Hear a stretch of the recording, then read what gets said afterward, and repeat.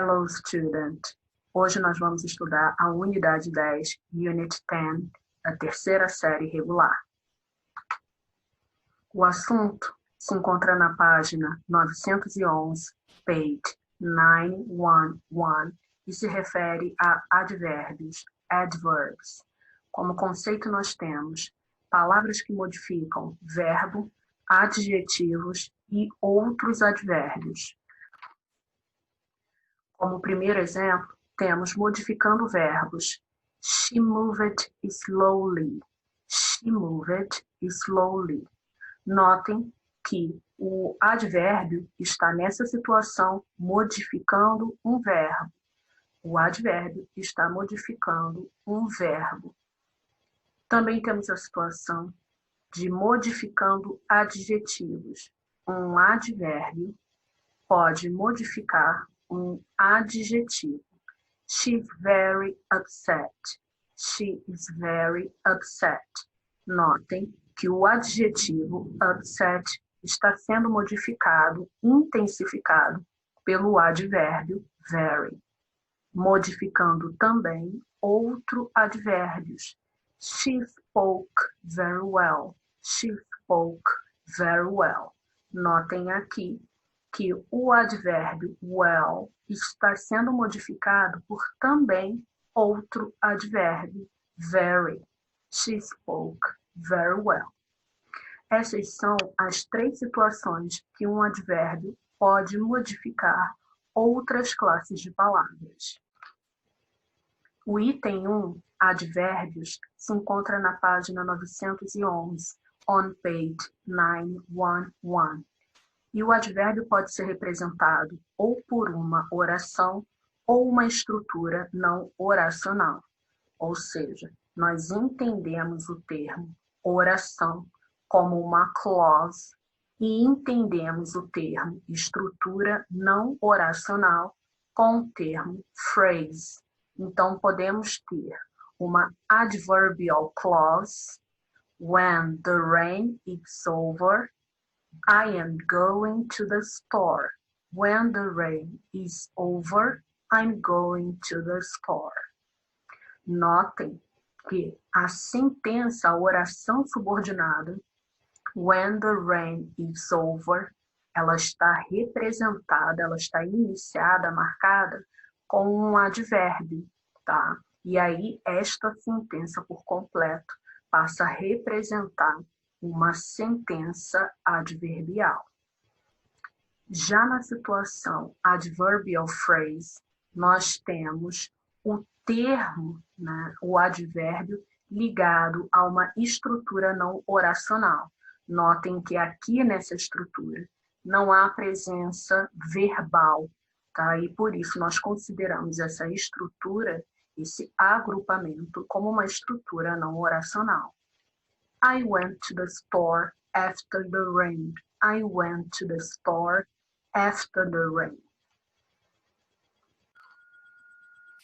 O item 2 também se encontra na página 911, page 911, e é intitulado como tipos de advérbios. E aí, todos os itens, né, subitens, vão descrever as classificações desses advérbios. No item 2.1, nós temos adverbs of manner, os advérbios de modo. E com o seguinte exemplo, a gente elucida. She spoke kindly. She spoke kindly. Notem que o advérbio de modo descreve aqui, né, o verbo, o modo como essa ação está sendo descrita. Trouxe para dentro do item 2.1 a observação que se encontra na página 903, on page 913, que descreve que a mesma palavra, algumas palavras vão ter a mesma forma, tanto para o advérbio quanto para o adjetivo. O que eu gostaria de chamar a atenção de vocês é que a apostila de vocês traz duas palavras, fast and hard. Mas eu gostaria de explicar para vocês que hard, por exemplo, pode ter mesma forma escrita, mas significados distintos dependendo da sua posição sintática, dependendo da sua posição na frase.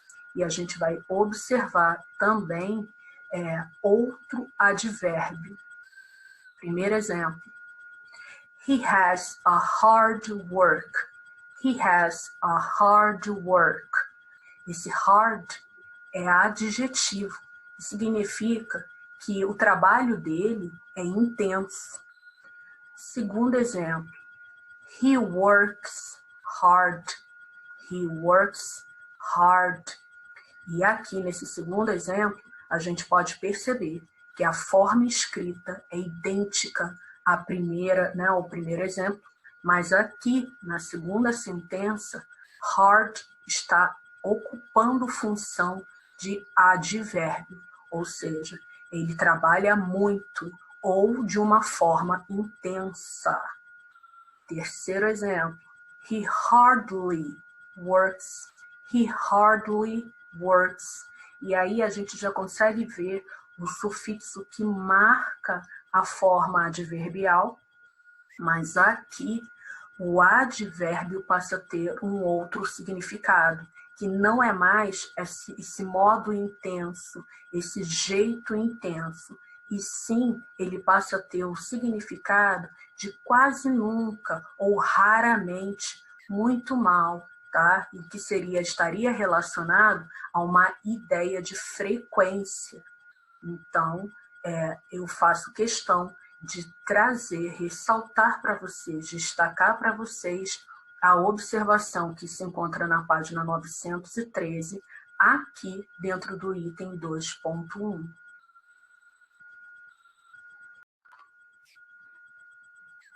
Item 2.2 se refere a adverbs of place. Adverbs of place. E o exemplo retirado do livro de vocês é o seguinte. She still lives there now. She still lives there now. E esse there, esse advérbio, está se referindo no contexto, no exemplo do livro de vocês, in the island, tá? Lá na ilha, in the island. A observação dita dentro do item 2.2 se refere a advérbios terminados em words que expressam movimento em determinada direção. Por exemplo, na tabela do livro de vocês tem mais exemplos. Trago aqui 2. Forwards, que quer dizer adiante.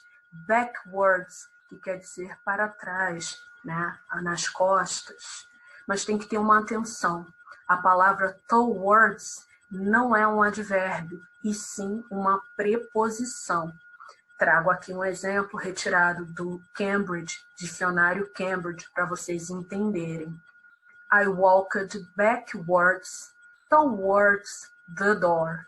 I walked backwards towards the door.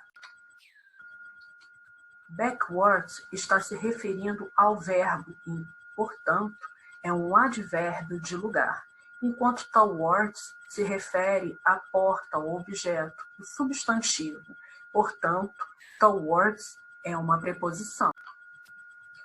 O item 2.3, adverbs of frequency.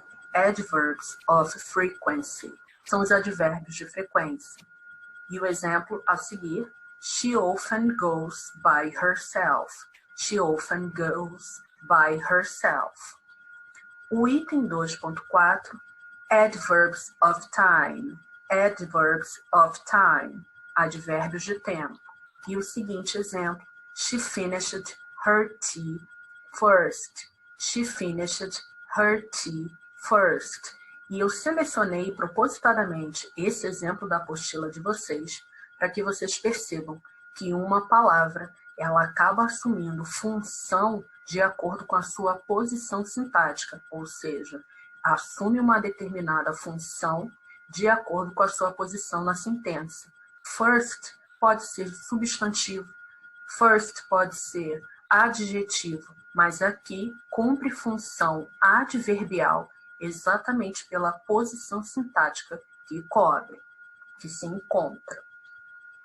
Item 2.5, adverbs of purpose. adverbs of purpose. E aqui a gente tem que entender que normalmente esses advérbios são encontrados numa oração subordinada adverbial. Se torna adverbial exatamente por essa oração subordinada ter a presença de um advérbio. Since it's raining, I can't go to the beach. Since it's raining, I can't go to the beach. Reparem que a oração subordinada adverbial, ela é reconhecida, ela é entendida por apresentar um advérbio no seu início, tá? Gosto também deste exemplo para demonstrar que a oração subordinada nem sempre vem como segunda oração, né? Às vezes, a subordinada pode se apresentar anterior à oração principal. Este exemplo consegue demonstrar o uso de um adverb of purpose, ou seja, um advérbio de finalidade. No item 2.6, nós temos os adverbs of doubt, os advérbios de dúvida, e o exemplo, maybe she will travel next year. Maybe she will travel next year.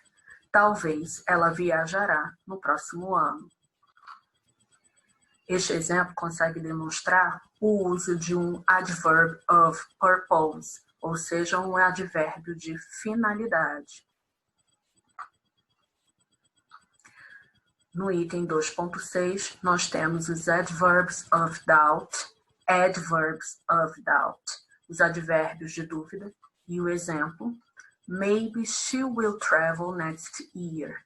Maybe she will travel next year.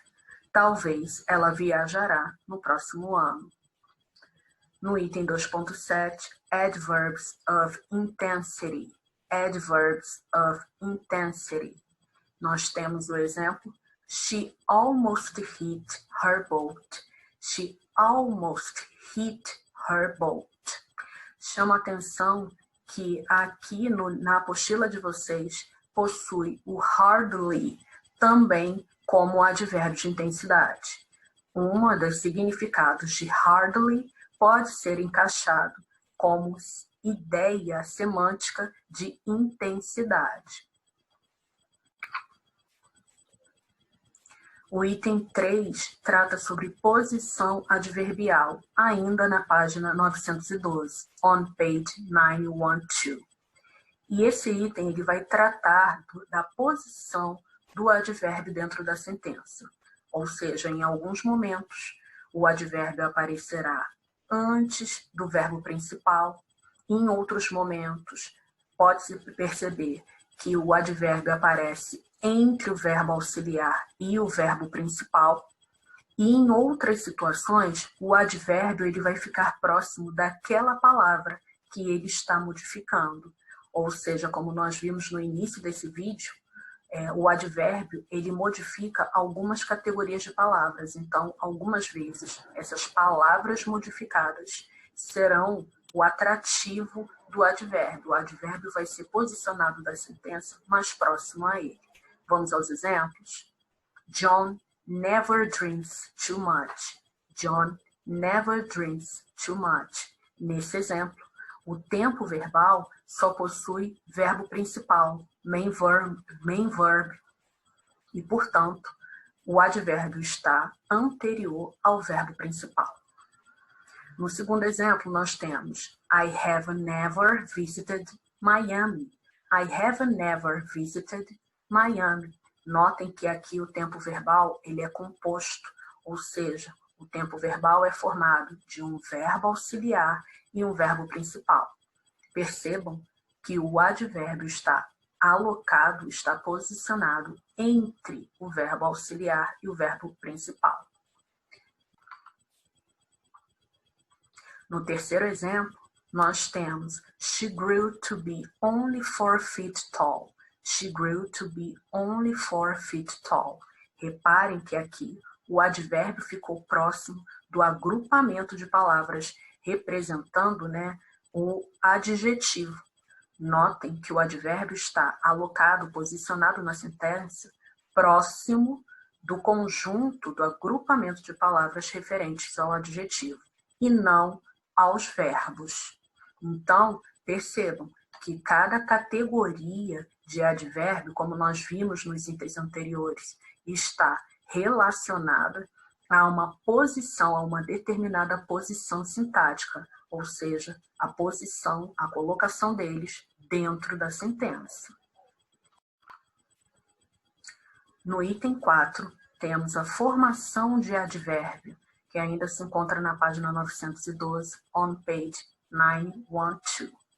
A formação de advérbio, basicamente, vai ser o acréscimo do sufixo li no adjetivo. E aí eu trago o seguinte exemplo: slow, slowly. Nos adjetivos terminados em able ou able, nós devemos retirar a vogal E final e adicionar o sufixo ly, como nos exemplos acceptable, acceptably, flexible, flexibly, acceptable, acceptably, flexible, flexibly. No item 5, nós temos algumas observações, e essas observações se encontram na página 912, on page 912. Vamos a elas? Alguns adjetivos são terminados em ly, ou seja, ao ver a palavra com o final ly, nem sempre podemos deduzir que essa palavra será um advérbio, ela também poderá ser um adjetivo. John is a lovely person. John is a lovely person. É uma pessoa amável.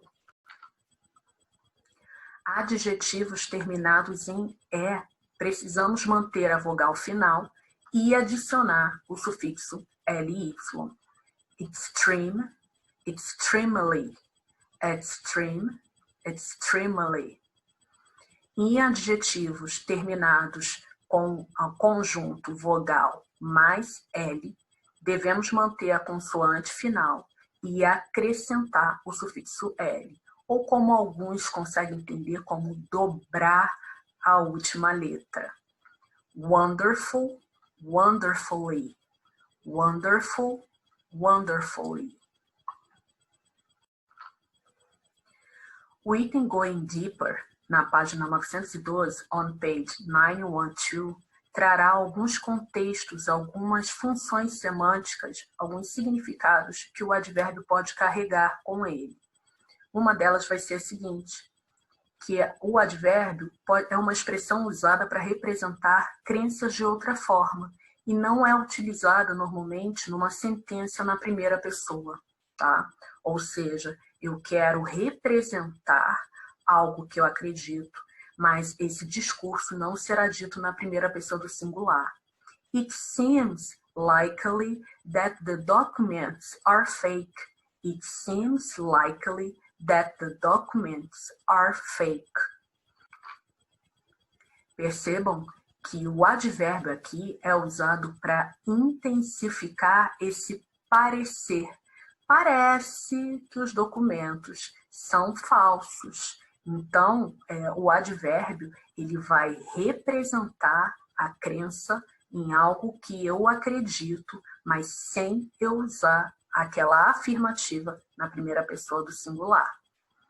Outro significado, posso utilizar o advérbio como expressão de algo que está sentido naquele momento da ação, né?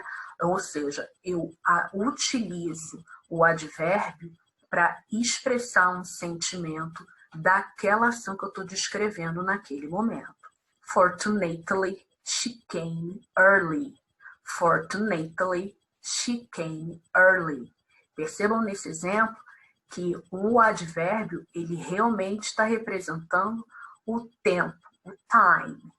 Mas fortunately está representando uma ênfase no meu discurso, né? Algo que está sendo sentido, um sentimento sobre aquela afirmação, sobre aquela ação descrita. O item Contextualizing, na página 913, on page 913, descreve também que, assim como Going Deeper já afirma isso, que o advérbio é usado para intensificar, para representar, esse recurso também é usado em narrativas. E, normalmente, o advérbio utilizado em alguma narrativa é para deixar aquele discurso mais interessante. O livro de vocês traz um fragmento intitulado High Hopes, que descreve um pesadelo, e nesse pesadelo, uma ação sobre o uso de bungee jumping. E aí narra assim: In fact, I did it extremely badly. In fact, I did it extremely badly. Notem que aqui o advérbio ele é usado para intensificar que aquela ação feita, ou pular de bungee jumping, foi algo extremamente ruim. E isso traz uma ênfase na narrativa, ao invés de dizer que não foi uma experiência boa ter experimentado o bungee jump. Espero que a conversa aqui tenha auxiliado vocês a prestarem atenção sobre o uso dos advérbios, porque advérbio já não é um assunto novo para vocês, mas espero que aqui vocês tenham ampliado a percepção de vocês sobre como pode aparecer, como pode ser utilizado e novos significados, né, do advérbio. Espero que vocês acessem os canais de comunicação, caso vocês tenham dúvidas na tradução de algum advérbio ou em algum contexto aqui, por favor, acessem os canais de comunicação que a escola oferece. Lembre-se sempre, do your best, faça o seu melhor, não precisa ser perfeito, apenas o melhor que você conseguir. E eu desejo de verdade que você tenha um dia bacana. Have a nice day. Até a próxima. See you soon.